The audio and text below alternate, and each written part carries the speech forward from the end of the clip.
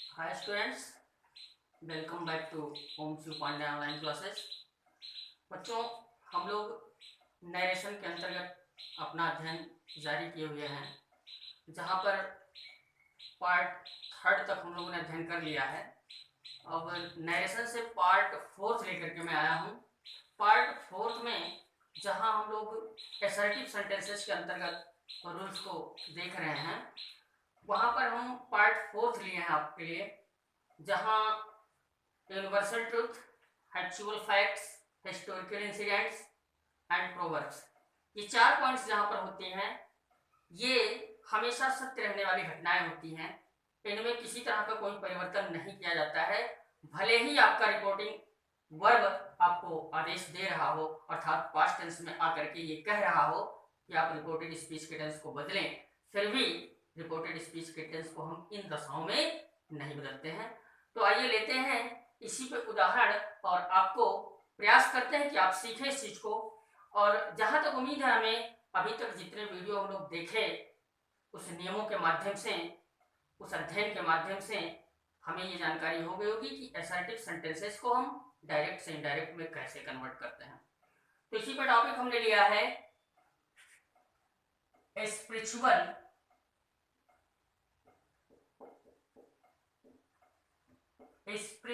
Truth,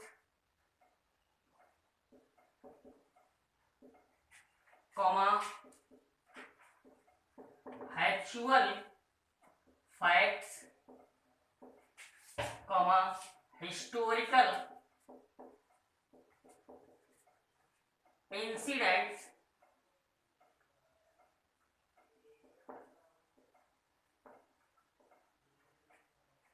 and proverbs में tense परिवर्तन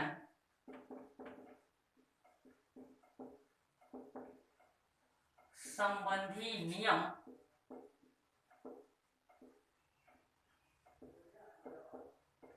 लागू नहीं होता है। बच्चों, आपको ध्यान देना है, अगर कोई सेंटेंस आपका डायरेक्ट स्पीच का आया हुआ है, रिपोर्टेड स्पीच आपका इन घटनाओं से जुड़ा हुआ है, तो आप रिपोर्टिंग वर्ब के पास्ट टेंस में होने के बावजूद भी रिपोर्टेड स्पीच के टेंस को नहीं बदलेंगे। आइए देखते हैं, एक एग्जांपल लेते हैं जिससे आप आसानी से समझ सकें इसको। एक एग्जांपल हमने लिया, द टीचर सेड। जाहिर सी बात है, रिपोर्टिंग वर्ब आपका पास्ट टेंस में आया हुआ है। अब रिपोर्टेड स्पीच लेते हैं, the sun rises in the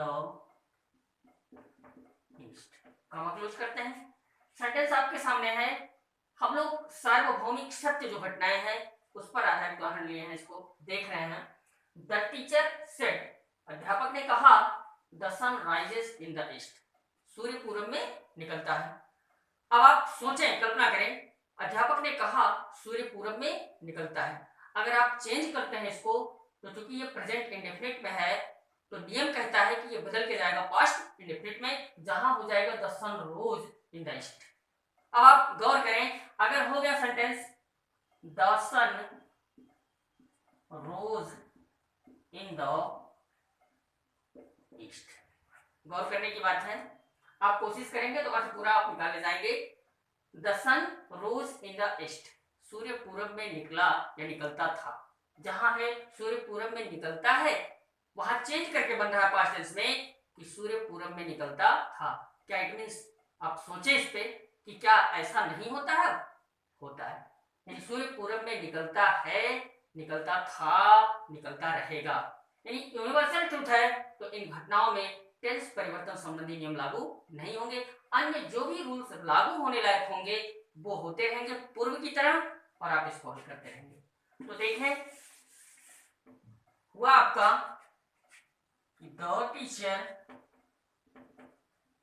said, comma हटाए, दोनों को जोड़ने के लिए आपने कंजक्शन दैट का प्रयोग कर लिया। The teacher said that sentence में कोई परिवर्तन नहीं, द सन थर्ड पर्सन के रूप में, यानी the sun rises in the east.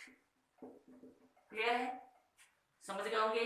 The teacher said that the sun rises in the east. Very simple, बहुत ही सिंपल है, बशर्ते आप कंडीशंस फॉलो करें, रूल्स दिमाग में रखें, आसानी से कन्वर्ट कर ले जाएंगे डायरेक्ट को इनडायरेक्ट में। ये पहला सेंटेंस था आपका जो स्पिरिचुअल ट्रुथ पे आधारित था। आइए लेते हैं हैबिचुअल फैक्ट्स पे। कुछ घटनाएं, कुछ चीजें ऐसी देखने को मिलती हैं जो आदत में शामिल होती हैं, और आदत जाहिर सी बात है उसमें भी परिवर्तन नहीं होता है। दूसरा आपका है रूल, ये सेंटेंस हमने लिया है,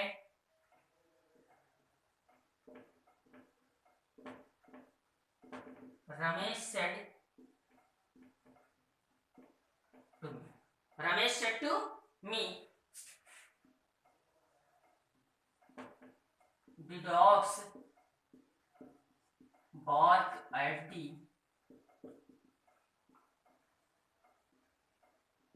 strangers। सेंटेंस पे गौर करें, Ramesh said to me, Ramesh ने उससे कहा, the dogs bark at the strangers, the dogs bark at the strangers means कुत्ते अजनबियों को भौंकते हैं या कुत्ते अजनबियों पर भौंकते हैं।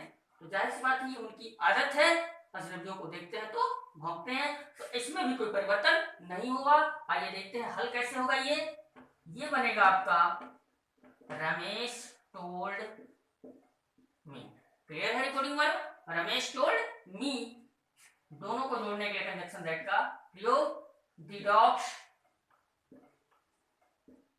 Bark at the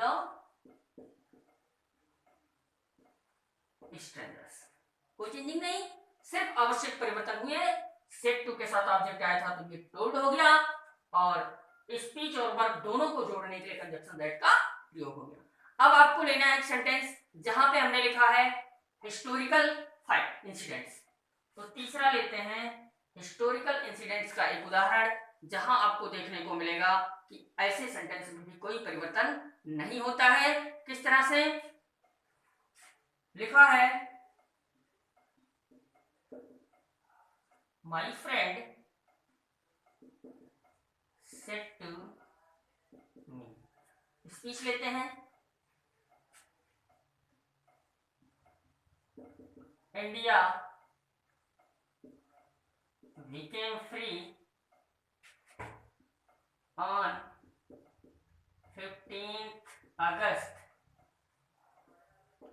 1947। Historical incident लेते हैं, एक ऐतिहासिक घटना को लेते हैं जिसमें भी कोई परिवर्तन हम लोग नहीं करेंगे। माई फ्रेंड लिखा, my friend said to me, change कर लेते हैं, बन जाएगा माई फ्रेंड टोल्ड मी, दोनों को जोड़ने के लिए दैट का प्रयोग कर लेंगे। इंडिया बिकेम फ्री, सेम उतारेंगे, India became free on 15th August 1947। Clear. एक टॉपिक और बच रहा है प्रोवर्ब्स। हमने देखा स्पिरिचुअल ट्रुथ को, हैबिचुअल फैक्ट्स को, हिस्टोरिकल इंसिडेंट्स को। अब देखते हैं प्रोवर्ब्स, कहावत। कहावत में भी परिवर्तन नहीं होता है। सेंटेंस ले लेते हैं, द फॉर्मर सेड। स्पीच ले लेते हैं, honesty is the best policy. जाहिर सी बात आप सुने होंगे, honesty is the best policy, ईमानदारी सबसे अच्छी नीति है, उससे बढ़िया और कोई नीति नहीं है। ये प्रोवर्ब है, पिछले समय से ही आप भूतकाल से अनुभव करेंगे। भूतकाल में भी ऐसा ही था, आज भी ऐसा है, और भविष्य में भी ऐसा ही रहेगा। Honesty is the best policy हमेशा सत्य रहने वाली चीज है। परिवर्तन करेंगे तो इस तरह से चेंजिंग होगा, आपका कन्वर्ट होगा इनडायरेक्ट में, the farmer said, the farmer said that honesty is the best policy, there is no any changing, honesty is the best policy। Honesty is the best policy, best of policy. ये 4 sentence हमने examples के रूप में लिए। इस तरह के कहीं किसी भी तरह आपको हल करने के लिए मौका मिलता है, कोई भी क्वेश्चन आपके सामने इस तरह से आता है इससे संबंधित, तो आप इन नियम को दिमाग में रखेंगे कि कैसे इन चीज में परिवर्तन हम नहीं करते हैं, अर्थात ऐसे सेंटेंसेस में आवश्यक नियम, आवश्यक परिवर्तन जारी रहते हैं, लेकिन टेंस परिवर्तन का कोई नियम लागू नहीं होता है। तो बच्चों, हम उम्मीद करते हैं आपके समझ में आया होगा।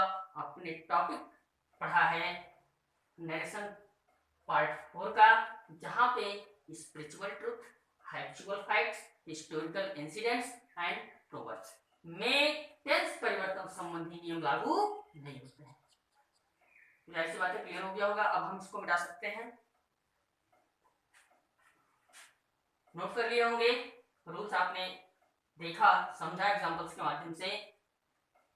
आप आगे देखेंगे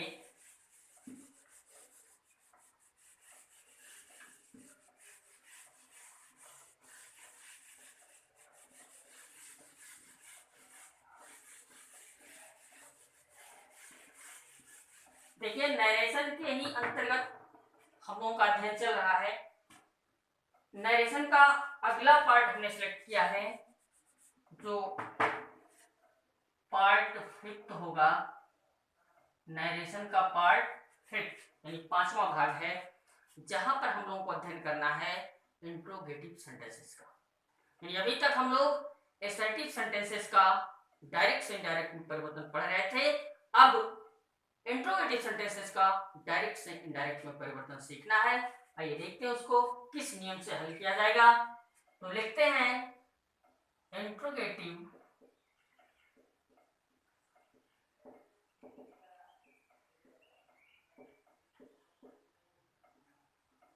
इंट्रोगेटिव सेंटेंसेस का डायरेक्ट से इनडायरेक्ट में परिवर्तन। देखा आपने, इंट्रोगेटिव सेंटेंसेस का डायरेक्ट से इनडायरेक्ट में परिवर्तन। बच्चों, आपको पता होगा इंट्रोगेटिव सेंटेंसेस 2 प्रकार से होते हैं। एक जिनका उत्तर हम लोग हाँ और ना में अर्थात यस और नो में दे सकते हैं, और एक होता है जिनमें हमको डिस्क्रिप्शन देना पड़ता है। अब जिनका उत्तर हम यस और नो में देते हैं, उनकी शुरुआत हेल्पिंग वर्ब यानी डू, डज, इज और एम, शैल, विल, इनको बाहर करके वो सेंटेंस बनाए गए रहते हैं और उनका उत्तर हम यस और नो में दे सकते हैं। लेकिन वहीं दूसरी तरह के जो सेंटेंस होते हैं इंट्रोगेटिव के, उनमें हम WH वर्ड का प्रयोग करके उन प्रश्नों का निर्माण करते हैं जिनका उत्तर हम यस और नो में नहीं दे सकते हैं। उनमें विवरण आपको बताना पड़ता है कि पूछा क्या जा रहा है। उदाहरण लेते हैं दोनों प्रकार के सेंटेंस को जानने के लिए। मान लो एक क्वेश्चन हमने लिख दिया, आर यू प्लेइंग। सेंटेंस लिखा हमने, आर यू प्लेइंग, क्या तुम खेल रहे हो? जाहिर सी बात है इसका आंसर बन सकता है। अगर आप खेल रहे हैं तो कहेंगे यस आई एम प्लेइंग, नहीं खेल रहे हैं तो कहेंगे no I am not playing. लेकिन अगर हम इस दूसरी तरह का प्रश्न यहाँ पे हम दें आपको, जहां WH से उसका निर्माण करें, पूछ लें what are you playing, what are you playing, आप क्या खेल रहे हैं? तो आप उत्तर देंगे यस या नो? कतई नहीं, आप नहीं दे सकते यस और नो में। आपको कहना पड़ेगा sir I am playing cricket, या sir I am playing football, I am playing chess, कुछ भी आपको डिस्क्रिप्शन में देना पड़ेगा। यस और नो कहने से आपको फुर्सत नहीं मिलने वाली है। तो आप समझे होंगे 2 तरह के इंट्रोगेटिव सेंटेंस होते हैं, जिनमें अब हम फर्स्ट टाइप का ये जो आपका है सेंटेंस, इसको लेते हैं अपने इस टॉपिक में नरेशन पार्ट 5 के अंतर्गत। तो नरेशन पार्ट 5 के अंतर्गत हम लोग इंट्रोगेटिव सेंटेंसेस को डायरेक्ट से इनडायरेक्ट में कन्वर्ट करने चल रहे हैं, जहां पे रूल बनता है आपका, रूल फर्स्ट बना रिपोर्टिंग वर्ब को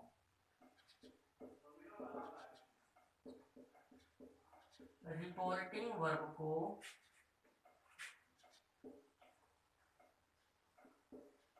स्पीच के भावानुसार आस्क्ड या इंक्वायर्ड में बदल देते हैं। जी हाँ, देखा आपने रूल पहला, रिपोर्टिंग वर्ब को स्पीच के भावानुसार आस्क्ड या इंक्वायर्ड में बदल देते हैं। यानी रिपोर्टिंग वर्ब जो अभी तक आपका टोल्ड, टेल्स, टेल, सेड इसमें कन्वर्ट हो रहा था, अब वो आपका आस्क्ड या इंक्वायर्ड में कन्वर्ट होगा। क्यों? क्योंकि हम लोग इंट्रोगेटिव सेंटेंस को ले रहे हैं यहाँ पे, और स्पीच जो मिलेगी आपको वहां पे इंट्रोगेटिव सेंटेंस ही रहेगा, उसके अकॉर्डिंग आपको बनाना पड़ेगा रिपोर्टिंग वर्ब। तो पहला रूल हुआ कि रिपोर्टिंग वर्ब को स्पीच के भावानुसार आस्क्ड या इंक्वायर्ड में बदल देते हैं। तो रूल 2 देखेंगे आप। रूल सेकंड आपका है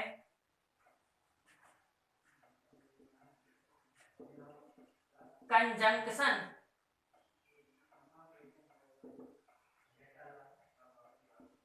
इफ या वेदर का प्रयोग करते ध्यान देंगे। कंजंक्शन जहां पर आप दैट का प्रयोग कर रहे थे असर्टिव सेंटेंस में, वहां अब इफ या वेदर का प्रयोग करेंगे। रूल थर्ड होगा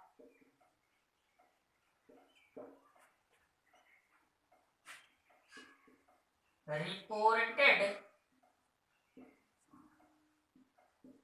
स्पीच को असर्टिव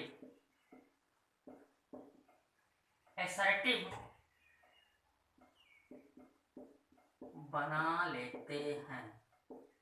ध्यान रहे यहां पर कंजंक्शन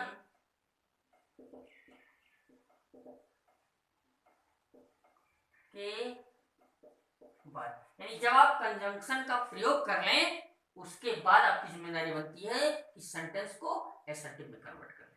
उसके बाद शेष आप यहीं पर नोट करें, शेष पूर्व के नियम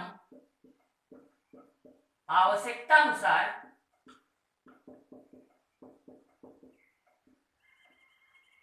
शेष पूर्व के नियम आवश्यकता अनुसार लागू होते रहते हैं। ऐसा नहीं है कि आप जो रूल शुरू में पढ़ते चले आए हैं उनको आप भूल जाएं।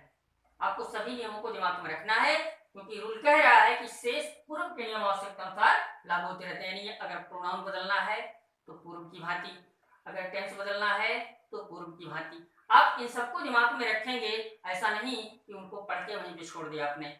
कोशिश करेंगे सभी वीडियोस के माध्यम से आप अपना नोट तैयार करते रहेंगे, जिससे किसी भी कंफ्यूजन के लिए आप पलट के देख सकें और अपनी समस्याओं को हल कर सकें।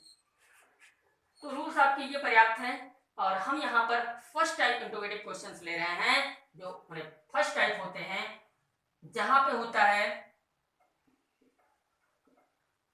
Raman said to Geeta. Reporting verb लिया हमने, Raman said to Geeta. Speech में लेते हैं do you read English. Sign of interrogation comma close करते हैं। देखिए एक छोटा सा सेंटेंस लिया गया आपके सामने जो फर्स्ट टाइप से रिलेटेड है, क्योंकि डू को बाहर करके बनाया गया है। रमन सेड टू गीता, रमन ने गीता से कहा डू यू रीड इंग्लिश, क्या तुम अंग्रेजी पढ़ती हो। तो आप कल्पना करें, रमन ने सीता से कहा या रमन ने सीता से पूछ लिया। पूछा ना, रमन ने सीता से पूछा डू यू रीड इंग्लिश, क्या तुम अंग्रेजी पढ़ती हो। अब अगर ये अंग्रेजी पढ़ती होगी तो कहेगी यस आई रीड इंग्लिश, अगर नहीं पढ़ती होगी तो कहेगी no I do not read English. तो यानी यस और नो में आप कह सकते हैं इसको।